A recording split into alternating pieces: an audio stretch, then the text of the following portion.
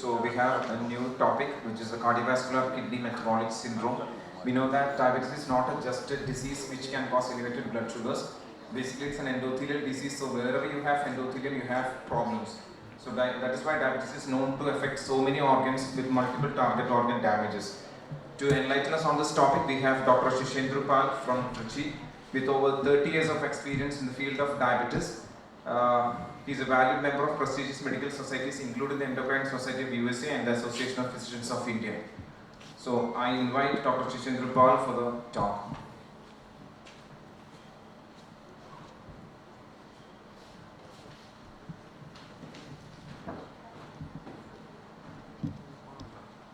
A very good morning to all. I am especially thankful to Cardiovascular Trust for inviting me to impart this lecture. A very important topic, a new one, cardiovascular kidney-metabolic syndrome. First of all, I'd like to say why did this topic come into being. It was not in the textbook a few years earlier. It first came as a presidential advisory from the American Heart Association to look at the three aspects of the three organs, the liver, kidney and the heart together. And why did they take this step? It was mainly because the cardiovascular diseases which was causing death in USA, the death rate was initially declining, but after some years that declining death rate stopped. And they looked into the data and found that there were interrelationships between the kidney, the liver, the metabolic aspects and the heart which were missing, and that was contributing to the mortality. And then came this term, the CKM or the cardiovascular kidney-metabolic syndrome.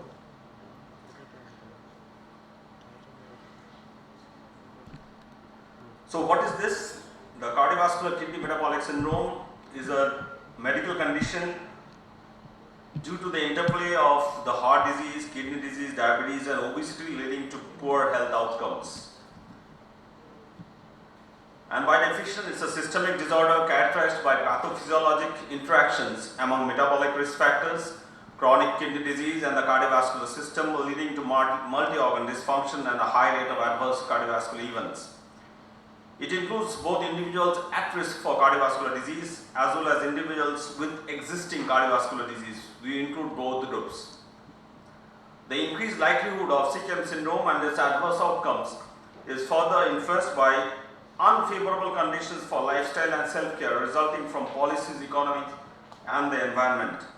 So the state and the human population are all involved, all to blame. Now coming to the conceptual diagram, you'll find that everything and anything and everything starts from excess dysfunctional adipose tissue. These tissue release cytokines, adipokines from the ectopic fat deposition, leads to the inflammation. There is oxidative stress, insulin resistance and vascular dysfunction, leading to hypertension, dyslipidemia, metabolic syndrome and diabetes.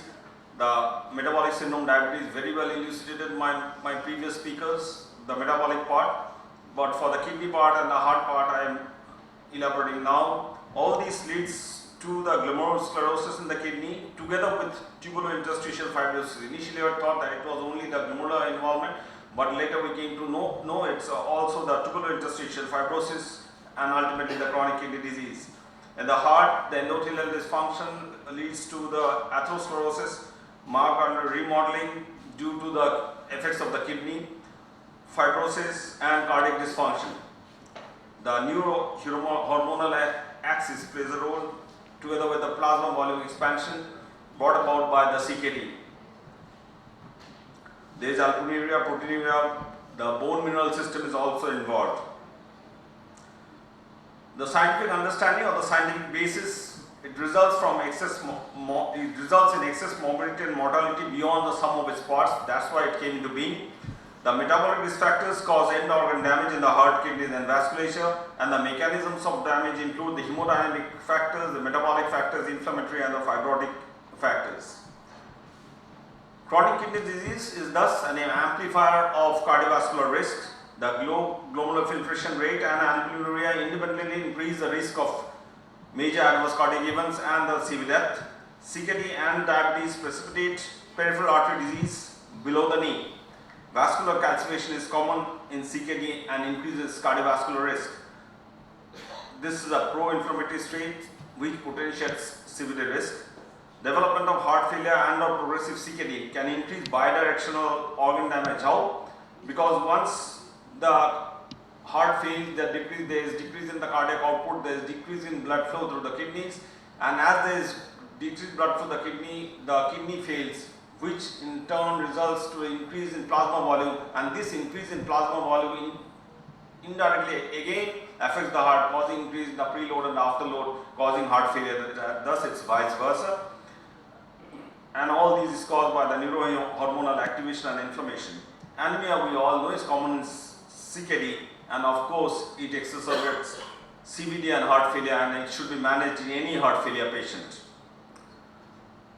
Coming to the socio-ecological framework for CKM syndrome, why we are having this in our society? At the individual level, the patient may be under psychosocial stress, his microbiome may be altered, he may be taking excess of fatty foods, not taking adequate amounts of vegetables, not taking fruits. All these will lead to this metabolic syndrome. There may be also involvement of the genetic and epigenetic factors, and ultimately this psychosocial stress and his obesity or his upbringing may lead to increased tobacco use in adolescents, drug abuse, lack of sleep. Adolescents now very often go to sleep very late, improper dietary intake or inadequate physical activity. These changes in behavior may spill off to his friends, also to his peers, and may involve the community. At schools, there will be increased chemical exposure to smoke, exposure to smoke in the workplace, also to his colleagues. The environment may also involve, and as a whole, the society is also affected. This leads to increased health cost, economic burden on the nation, and of course our education also suffers in the long run. Renin-angiotensin system in development programs of adult CKM syndrome, I'm not going to the details of it, very well delineated by the previous speakers. It leads to the cardiovascular disease, we all know the kidney disease, the albuminuria, and the metabolic disease, and thus it's one of the pivots for the CKM syndrome. Stage of the CKM syndrome, stage 0, there is no CKM, risk factors may be present. Stage 1, there is excess or dysfunctional adiposity. Stage 2, the metabolic risk factors come into play, that's hypertension, dyslipidemia, diabetes, so on and so forth, and there may be mild or no CKD. Stage 3, there is subclinical CVD and CKM, and stage 4, there is clinical CVD in CKM, maybe divided into stage 4A where there is kidney failure absent, or stage 4B when kidney failure is present.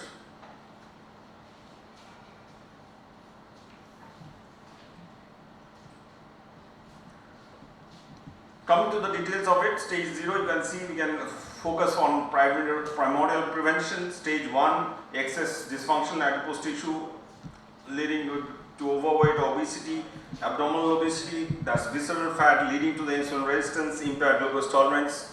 Stage 2, the metabolic risk factors come in, the patient may develop hypertension, he may become diabetic, there is usually hypertriglyceridemia in adults, young adults, there may be metabolic syndrome, and there may be moderate to high risk of CKD. Stage 3, subclinical CVD in CKM includes the subclinical atherosclerotic cardiovascular disease and the subclinical heart failure.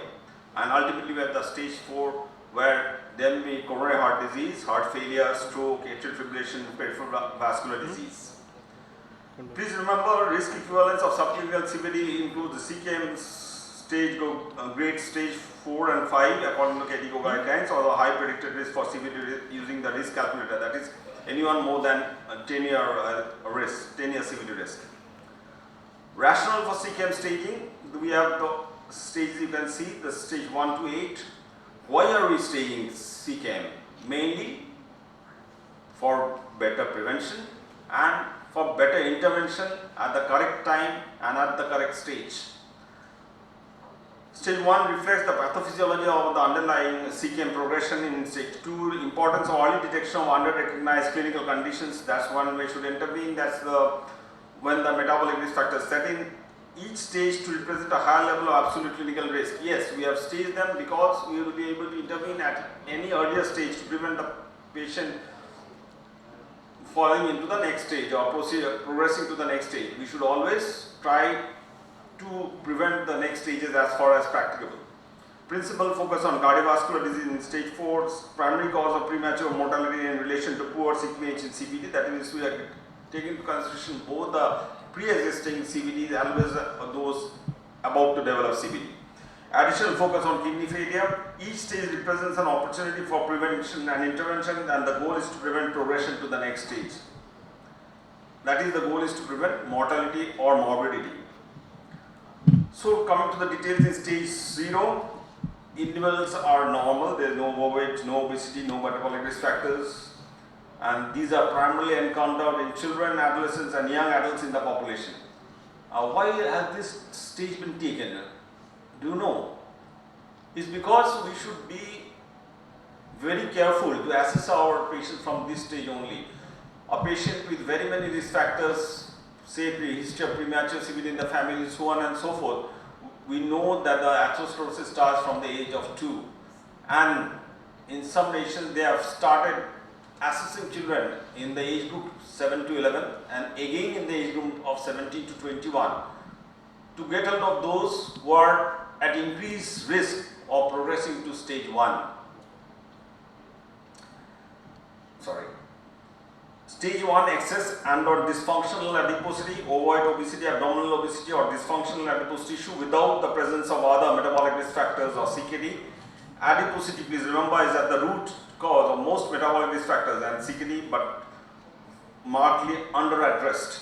Several processes involved in the development of dysfunctional adipose tissue, and impaired glucose tolerance is perhaps the most common clinical manifestation.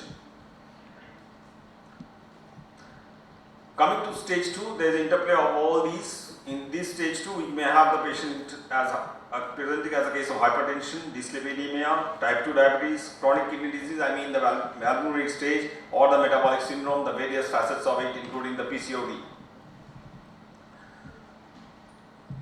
There is considerable pathophysiologic interactions between the different metabolic syndrome, different features of the metabolic syndrome, and these include the stage 2 conditions of hypertension and CKD. Stage 3 is subclinical CVD, includes the coronary artery calcification, maybe assessed through the coronary calcium score or through the CT angio, subclinical heart failure, maybe assessed by the NT-proBNP and high sensitive troponin. We should go for prompt preventive therapy. Coming to stage 4, clinical CVD with excess or dysfunctional adiposity, other metabolic risk factors and or CKD, divided into stage 4A where there is no kidney failure, or stage 4B where there is kidney failure present. Now coming to the prevention. At stage 0, we should maintain ideal cardiovascular health. This is the most important to ensure decreased CVD and mortality in the long run. Multi-level school-based and family-based interventions. At schools, we should have playgrounds, we should have 1 hour play for children right from class 1 to class 10.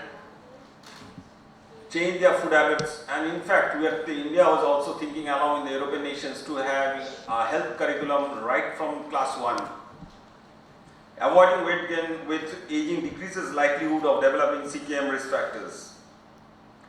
Evidence for prevention and management is stage 1. Non-judgmental weight loss counseling is important. That in that case, the weight loss is sustained. A comprehensive lifestyle intervention is most effective for sustained behavioral changes. 5 to 10% weight loss decreases BP, decreases glycemia, decreases lipids, and if you can maintain more than 10% weight loss, the events also improve. Incretin analogs cause up to 15% weight loss and improve metabolic risk factors, very well delineated by my previous speakers. And the last resort would be bariatric surgery associated with reductions in metabolic risk factors, CVD, even and mortality.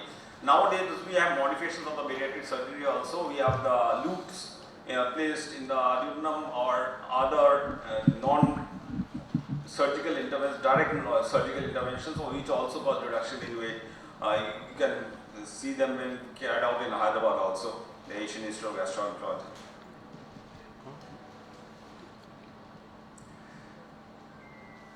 Evidence for prevention and management of CKM stage 3, hypertension control BP.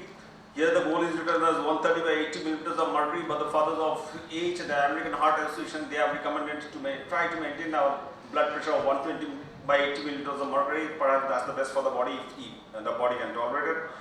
Pharmacotherapy for those with the diabetes, CKD, or increased CVD is more than 10%. Control hypertriglyceridemia. First use statin, go to the highest dose of statin. If necessary, add icosapentaethyl, that's actually a modified omega-3 fatty acids. You may use the fibrates only if the TG levels are more than 500. For metabolic syndrome, lifestyle modification, weight loss, accompanied by targeted pharmacotherapy to lower the CVD risk. For diabetes, statins may be used to the highest dose tolerable. Add ezetimibe so that you can attain a LDL level of reduction of 50% from the initial levels. That would reduce the SCVD risk. SGLT2 inhibitors decreases adverse kidney events, heart failure events, MACE and CVD mortality. GLP-1 receptor agonists reduce weight, glycemia, MACE and CVD mortality. Metformin may be used in concert with SGLT2 inhibitors for achieving glycemic targets. For CKD, do not forget to use the ACE inhibitors or ARBs, SGLT2 inhibitors, especially in CKD with eGFR of 20 meters per minute. Yes, initially the cutoff was 30 meters per minute, still that's the one approved by DCGI in India, but the international guidelines say you can go up to 20 meters per minute. Finerenone in CKD with diabetes with eGFR may be used up to 25 meters per minute, and this reduces adverse kidney and CVD events. Come to stage 3 for prevention and management, go for statin therapy. Look at the calcium score. If it's more than 100, you should add aspirin along with other preventive therapies. Subclinical heart failure in asymptomatic LV systolic dysfunction, ACE inhibitors and beta blockers. In diabetes, do not forget the SGLT2 inhibitors. Now coming to stage 4, the final stage.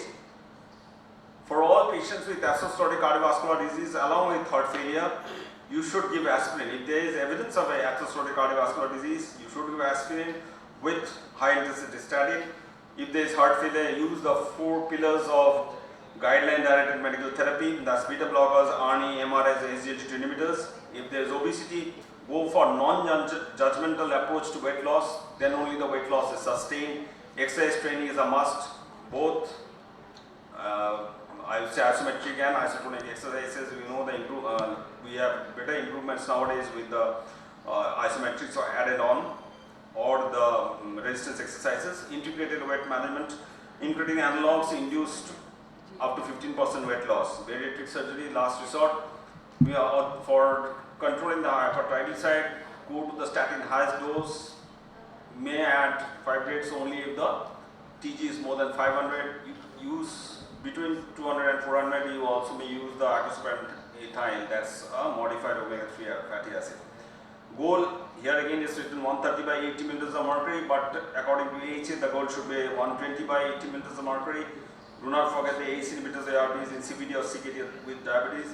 In African American patients, in patients with heart failure with reduced ejection fraction in the African Americans, we prefer the hydrolyzing isosorbides up to 4 pillars of DDMP therapy. This is a special group. For diabetes and CVD, lifestyle modification should be the initial intervention, along with you add the SGLT2 inhibitors, especially if there is heart failure, also it improves the quality of life. In atherosclerotic cardiovascular disease, you may use the JPEF receptor agonists also, besides the SGLT2 inhibitors, which will reduce the MACE, but SGLT2 inhibitors also reduce the hospitalization. GLP-1 receptor agonist improves glycemic levels. It's most effective after the insulin. And for CKD and CVD as a whole, use statins, ACE inhibitors, ARBs, SGLT2, ARNI, so on and so forth.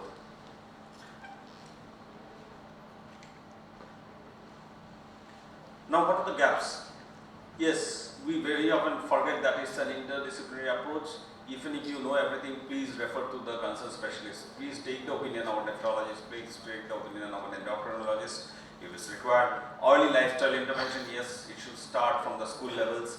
strategies to support weight loss, go for proper counseling at the right time and regular counseling to support weight loss, use of cardioprotective antihyperglycemics with diabetes at risk for CVD, use of cardioprotective antihyperglycemics with CVD and running CVD, use of non-statin lipid lowering agents in addition in case of diabetes and high risk CKM, and management of CVD in patients with CKD is most important because it reduces mortality and morbidity. If the heart is involved, the mortality and morbidity shoots, and that's the aim of control in the entire CKM syndrome has come into being mainly to control the cardiovascular risk, to reduce mortality and morbidity from cardiovascular diseases.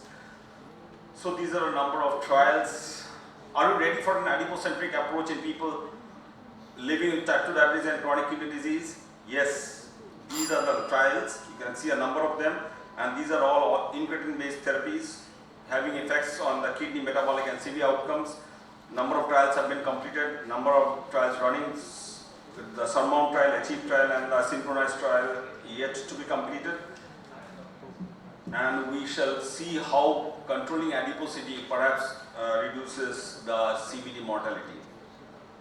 You can see the circle, at the center of the circle is the adipocentric approach, the holistic adipocentric approach for people with type 2 diabetes, for adiposity related chronic disease and CKD. The center approach is to control inflammation, to control adiposity, to control obesity. And please remember, according to the ICMR guidelines, the normal BMI for Indians is 18 to 23. So to summarize, CKM reflects the intricate interrelationships among metabolic risk factors, CKD and the cardiovascular system. If poor will increase cardiovascular morbidity and premature mortality, yes. If your CKM health is not good, there is increased chance of mortality. And please remember, the newer treatment options, SGLT2 inhibitors and the GLP-1 receptor agonists have great potential to improve CKM health outcomes. Thank you all for your kind attention. Thank you, Dr. Sirshendu, for that informative and exhaustive talk on CKM syndrome, which is a relatively new terminology in the field of diabetes. So basically, it has to be